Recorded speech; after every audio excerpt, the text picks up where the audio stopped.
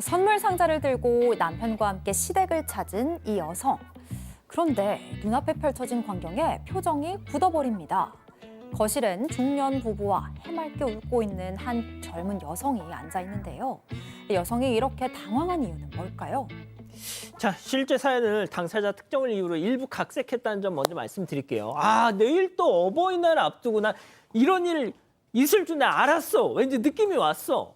자, 동서 때문에 스트레스가 이만저만이 아니라는 30대 여성의 사연입니다. 네, 결혼 5년차 30대 여성인데요.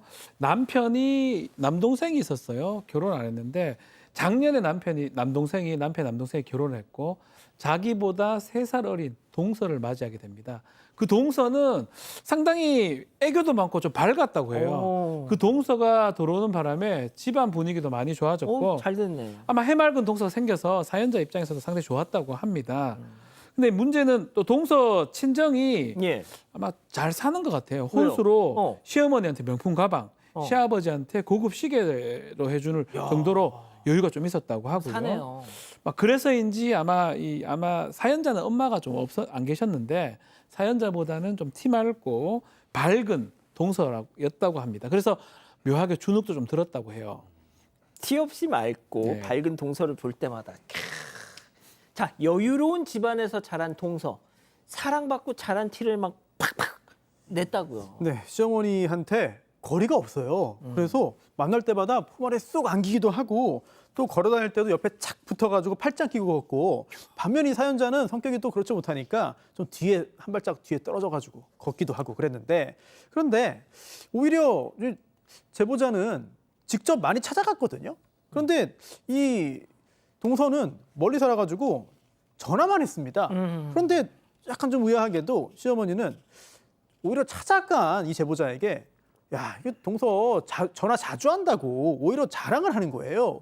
찾아간 게 더 좀 힘든 일이 아닌가 싶은데, 뭐 자주 병원도 이제 모시고 다니고 잘 찾아뵀는데 가끔 오는 동서가 더 예쁨 받은 것 같아가지고 서운한 마음이 들 수밖에 없었죠. 예, 오늘도 둘째가 나한테 전화했더라. 아유, 막 이러면서 막 하니까 이 사연자 첫째 며느리 입장에서는 나는 직접 찾아가서 뵙는데 멀리서 전화만 하는 동서 이쁘다고 그러니까 좀 솔직히 열 받잖아요, 며느리 입장에서. 자, 시부모님에게 서운한 마음이 생긴 사연자, 남편한테 고민을 털어놨습니다. 자, 사연자 첫째 며느리 역할에 김하은 아나운서, 남편 역의 박지훈 변호사, 별별 극장 레디 액션. 여보, 왜? 내가 좀 옹졸한 것 같아서 말 안 하려고 했는데 나 좀 서운해. 뭐가? 아까 아버님 어머님 표정 봤어? 동서 오니까 너무 좋아하시더라. 아이고 참 우리 엄마 아빠 우리 왔을 때도 반가워하셨어. 왜 그래? 아니야, 눈 커지는 게 크기가 많이 별로 달라. 원래 커 눈이. 아니, 오늘도 봐봐. 동서 어머님 화장품에 아버님 영양제에 두 손 바리바리. 선물 때문인가? 참 재수 씨가 자주 못 오니까 선물이라 사오는 거 아니가? 솔직히 매달 용돈은 우리가 다 드리잖아. 근데 동서네가 사오는 그 선물이 더 좋으시다는 거야? 그러면 왜 우리만 이렇게 찬밥 신세인데? 나 너무 서운해. 자기가 너무 예민하게 받아들인 것 같은데. 부모님이 설마 차별을 하겠어? 한다고? 아닐걸? 자, 그런데 지난 설날에 하여튼 이거 꼭 사건은 명절에 벌어져. 맞습니다. 지난 설날에 시댁의 사연자는 좀 더 가까이 살고 동서는 좀 멀리 산다고 해요. 아침 일찍부터 이 사연자는 시댁에 가서 명절 음식 만드느라 막 바쁘게 지내고 있는데 동서는 멀리 산다는 이유로 오후 늦게가 돼서야 집에 왔다고 합니다. 이 뒤늦게 시댁에 도착한 동서, 바로 요리를 돕지는 못할 망정 곧바로 시어머니 옆에 착 달라붙어가지고 막 챙겨온 선물들을 막 풀어놓는 거예요. 어머님, 친정엄마가 쓰는 화장품인데 좋아 보이길래 어머님 드리려고 사왔어요. 그러면서 막 딱 봐도 비싸 보이는 명품 화장품을 꺼내는 겁니다. 시어머님은 막 웃음꽃이 얼굴에 활짝 펴서는 너무 좋아하셨다고 해요.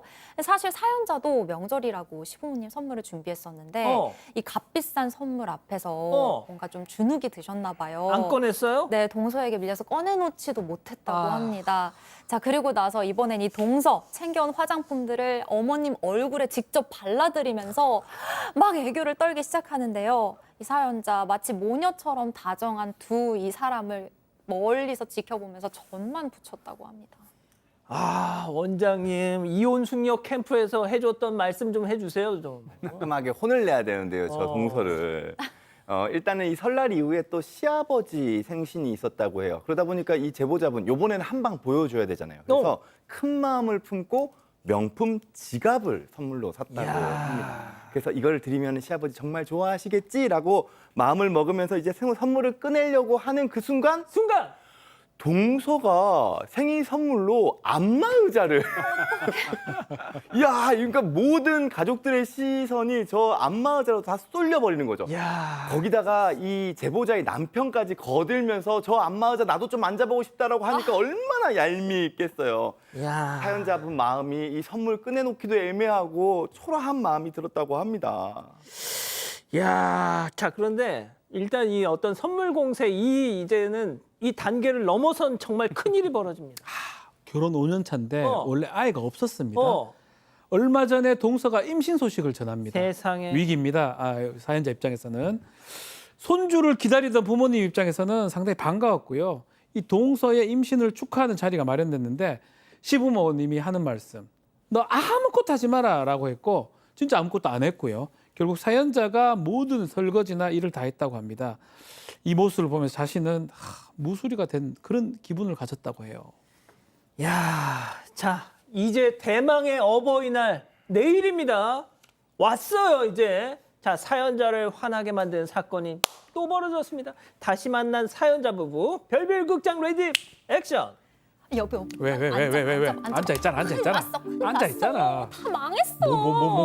뭐 갑자기 뭘 망쳤다는 거야? 아니, 왜 망했어? 우리 어머님 아버님 모시고 호텔 식사 가려고 우리가 예약해 놓은 거 그거 못 가게 생겼어. 갑자기 왜? 내가 계약금 다 넣어놨는데? 아니 우리 동서가 말이야 어. 갑자기 리조트 숙박권이 생겼다고. 어머님 아버님만 모시고 그러니까 동서가 어머님 아버님만 모시고 간다는 거야. 그렇지, 오케이. 그러면 내가 동생한테 한번 전화를 해볼게. 야, 이러면 안 되는데? 야 어떻게 보면 인터셉트입니다 이거. 네, 이번 어버이날에 시부모님 모시고 호텔에서 저녁 식사하기로 다 예약을 해놓은 거예요. 동서한테도 당연히 알렸습니다. 그런데 그 바로 다음 날 동서가 전화를 해가지고 일정이 겹친다고 얘기한 거예요. 뭐냐? 와우. 회사에서 고급 리조트 숙박권이 나왔는데 식사는 다음에도 할 수 있는 거 아니냐? 라면서 일정을 바꾸자라고 한 건데 이게 통보죠. 그런데 문제는 이게 딱 숙박권이 4장입니다. 그러다 보니까 이 동서 부부하고 시부모님 이렇게 4명만 가는 거예요. 그러면 사연자는 못 가는 거죠. 자, 이런 상황. 예약까지 했는데 갑자기 이렇게 바꿔버리는 게 너무 황당하고 어버이날 계획이 다 바뀌었잖아요. 속상하다는 마음 들 수밖에 없죠. 자 원장님, 저는 약간 이럴 때는 아날로그적인 방법이 필요하다고 생각합니다. 좀 으슥한 대로 저 동서 좀 데리고 가야 될 필요가 있다고 봅니다. 조용히 귓속말로 삐리리 이렇게. 이혼 숙녀 때 하셨던 해법 좀 내보세요 좀. 근데 이게 지금 두 가지를 구분해야 돼요. 두 가지를 구분해야 되는데 첫 번째로 구분해야 될 게 맏며느리와 동서의 역할을 구분해야 돼요. 내 마음 안에서. 그러니까 지금 동서는 귀여운 역할을 맡은 거예요. 대신에 나는 맏며느리로서의 역할만 잘하면 되거든요. 그걸 구분해야지 일단은 비교를 안 하게 되고요. 두 번째는 시부모님과 남편 부모님을 구분하셔야 돼요. 지금 무슨 얘기냐 하면 내 부모님이 아니잖아요.